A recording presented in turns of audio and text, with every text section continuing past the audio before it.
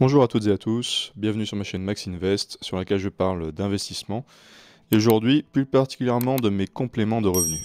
Personnellement j'utilise ces compléments non pas pour dépenser plus mais pour investir plus. Je n'ai rien à vendre sur cette chaîne mais si tu souhaites me soutenir, tu peux utiliser mes codes de parrainage que tu retrouveras dans la description de la vidéo. Ces codes te permettront de gagner un peu d'argent pour démarrer tes investissements. Tous ces codes sont liés à des établissements que j'utilise personnellement et dont je suis pleinement satisfait. On se retrouve aujourd'hui pour discuter de mes compléments de revenus. Ils sont au nombre de 5.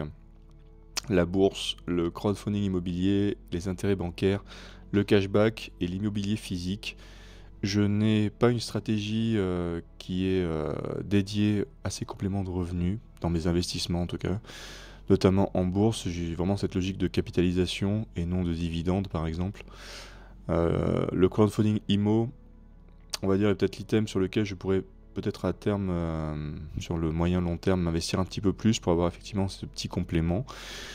L'immobilier physique est une solution pour avoir un petit complément de revenu également. Alors même si moi j'ai pas pris l'option peut-être la plus rentable, j'ai pas pris l'option Airbnb, donc je suis sur la location longue durée. Donc ça veut dire que sur mon cash flow mensuel, c'est des chiffres qui sont pas non plus astronomiques, même si c'est un cash flow positif. Mais sur le long terme, en tout cas, voilà, il y aura une création de cash qui sera vraiment intéressante. Mais c'est dans une logique de capitalisation et non de rente mensuelle.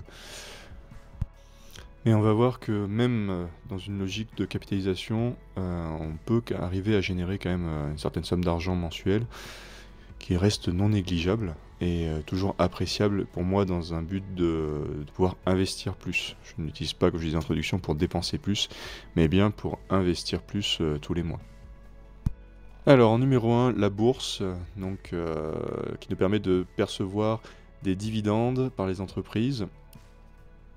Pour ce mois de février, donc j'ai touché 1,49 € et j'ai perçu depuis le début de mes investissements boursiers 24,14 € de dividendes. Ça me fait penser à un Instagram que j'avais lu il n'y a pas très longtemps, où il faisait une image, une espèce de métaphore par rapport aux débutants en bourse, ce qui est aussi mon cas, hein, parce que j'ai pas commencé la bourse depuis très très longtemps. Et il montrait que les dividendes au départ, c'était vraiment quelques piécettes qui tombaient. C'était vraiment cette image-là, ça m'a fait beaucoup rire. Et c'est exactement ça. Donc c'est vrai, ça peut paraître des sommes qui sont assez ridicules hein, quand on débute nos investissements et qu'on achète une, deux, trois actions en stock picking. Mais ça reste quand même des sommes qui rentrent régulièrement. Et bah, c'est toujours ça de prix. C'est toujours ça de prix. Et en plus, c'est des sommes qui vont, dans cette logique-là, augmenter quand à partir du moment où on va renforcer nos positions, bien sûr. Donc à l'heure actuelle, ça reste l'item qui est le plus bas, on va dire, au niveau complément, mais je compte bien le voir aussi augmenter au fil des mois et des années. En numéro 2, on retrouve le crowdfunding immobilier avec la première brique. Donc pour ce mois de février, j'ai touché 1,87 € d'intérêt sur un total d'intérêt perçu de 15,25 €. Donc pour ceux qui ne connaissent pas le crowdfunding immobilier, donc on va prêter de l'argent à un porteur de projet. En général, c'est des projets qui sont sur plusieurs mois, donc sur une année, voire un petit peu plus. On va pas tarder à arriver à la date d'anniversaire du début de mes investissements en première brique, donc je crois que ça remonte à avril-mai de l'année dernière. Donc il y a plein de remboursements qui vont commencer à tomber plus sérieusement, on va dire, sur le mois de mai.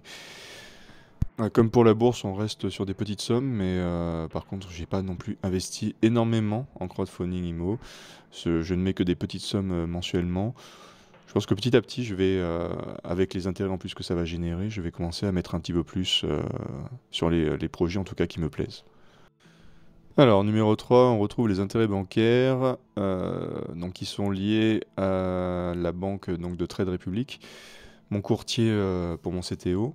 J'utilise donc deux systèmes chez eux, le système de la carte bancaire qui permet donc de récupérer 1% des montants qu'on utilise avec la carte et j'utilise également les intérêts du compte qui sont du compte espèces qui sont rémunérés avec le taux de la BCE. Donc c'est des taux là en ce moment qui ont plutôt baissé. Mais je trouve les deux systèmes vraiment intéressants pour le coup parce qu'il y a vraiment rien à faire, hein, juste à utiliser la carte de crédit quand on en a besoin et laisser du cash dispo, donc justement pour pouvoir utiliser la carte de crédit. On voit que pour le mois de février, j'ai touché 17,15 € et 15 centimes. Et pour une totalité, donc depuis le début de mon utilisation, de 119,20 €. Donc on commence déjà pour presque un an d'utilisation maintenant. On arrive à la date d'anniversaire aussi. Atteindre ces sommes-là, je trouve ça plutôt intéressant pour quelque chose qui est complètement passif finalement et absolument rien à faire. Donc ça ne prend aucun temps. Donc par contre, il n'y aura pas beaucoup de levier, on va dire, pour augmenter cette somme-là. Je pense que tous les mois, effectivement, je vais être aux alentours de ces 17-18 €. On peut le voir qu'il y a cette régularité pour les mois précédents. Mais au moins, voilà, c'est entre 17 et 18 € là, qui vont rentrer mensuellement. Donc pour moi, ça reste non négligeable. En numéro 4, le cashback, que j'utilise donc sur 2 plateformes principalement. La plateforme de Boursorama Bank avec leur offre The Corner et WeWard, l'application où on gagne de l'argent pour marcher. Alors personnellement, la fonction marche, je l'utilise un petit peu. Alors, je vais la réutiliser principalement maintenant, là, parce que le printemps arrive. Les beaux jours reviennent, donc je vais générer un petit peu plus de pas grâce à ça. Mais l'essentiel, on va dire, des retours et des chèques que je peux acheter sur WeWard viennent du cashback, notamment parce qu'ils ont un partenariat avec Amazon. Et pour moi, à mon sens, en tout cas, c'est une des seules applications, une seule plateforme qui propose un partenariat avec Amazon. Et je suis un consommateur d'Amazon. Et donc, ce qui me permet de générer quand même quelques euros en retour. Et pour ce mois de février, malheureusement, je n'ai pas réussi à atteindre le nombre de points suffisants sur WeWard. Il y a eu, je l'expliquais dans un tuto WeWard, n'hésitez pas à aller regarder si vous le souhaitez. Ça peut prendre un certain temps par contre de récupérer ces points par rapport à un achat. Le site le prévient très bien en disant que ça peut prendre des fois 90 jours, voire même un peu plus. Le temps qu'ils contactent Amazon. En plus, Amazon est un marketplace, donc des fois tout ce qui est vendu par Amazon, expédié par Amazon, c'est relativement rapide. Par contre, dès que ça touche un partenaire, ça peut être plus compliqué, le temps d'avoir les réponses et le temps que ça soit validé. Par contre, ça sera bon, je pense, pour le mois suivant. Donc j'ai touché uniquement du cashback via l'application Boursorama, donc ça fait du 22 € pour ce mois de février. Sur un total cashback perçu depuis le début d'utilisation, donc de 637,66 €. Donc là, la plus grosse part revient pour l'instant à Boursorama, hein, puisque WeWard, j'ai attaqué ça juste en décembre dernier, donc c'est vraiment très récent. Et donc oui, pour moi, c'est des sommes là, par contre, qui sont vraiment intéressantes pour le coup. Et la grosse critique en général du cashback, c'est qu'il y en a plein qui disent qu'on est obligé d'acheter pour pouvoir donc récupérer de l'argent. Alors c'est vrai, oui, si on n'achète pas, ça ne marchera pas. Mais je vois pour le Boursorama, c'est essentiellement de l'alimentaire, puisque j'utilise via des bons Auchan. Et l'alimentaire, personnellement, j'en ai besoin toutes les semaines, tous les mois, donc je ne vois pas le problème par rapport à ça. Ah, par contre, c'est beaucoup moins passif, effectivement, que l'item qu'on a vu juste avant. Il faut penser à lier donc nos achats par rapport à une plateforme. Et donc anticiper un maximum en amont l'achat et dire qu'il faut qu'on ait le cash disponible sur la plateforme pour créer le bon d'achat, etc. Donc notamment sur Boursorama. Mais maintenant avec les virements instantanés, je trouve que c'est largement faisable, donc sauf si vous êtes en plein week-end. Mais en pleine journée, vous recevez l'argent quasiment instantanément. Et donc il est beaucoup plus facile maintenant de pouvoir générer ces bons The Corner avec Boursorama par exemple.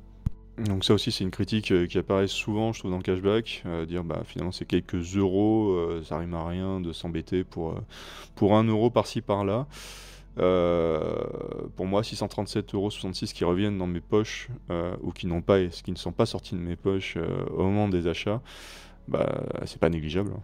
C'est clairement pas négligeable sur une année, sur une seule année, donc ouais, je vous encourage vraiment à vous poser la question de voir si ce genre de plateforme peut vous intéresser, parce que comme on peut le voir, les chiffres parlent d'eux-mêmes.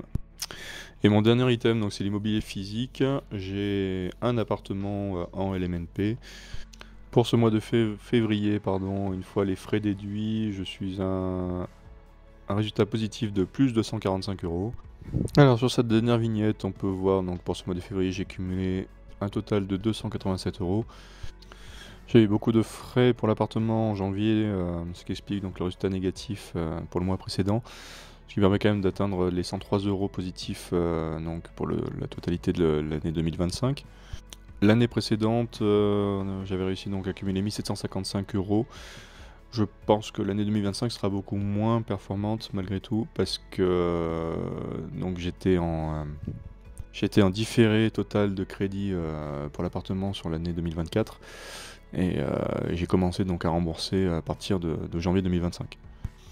Donc comme vous le voyez, c'est pas avec ces chiffres-là que je vais arrêter de travailler, mais ce n'est absolument pas le but. Le but c'est de pouvoir générer donc quelques euros supplémentaires tous les mois pour justement investir plus et augmenter mon capital.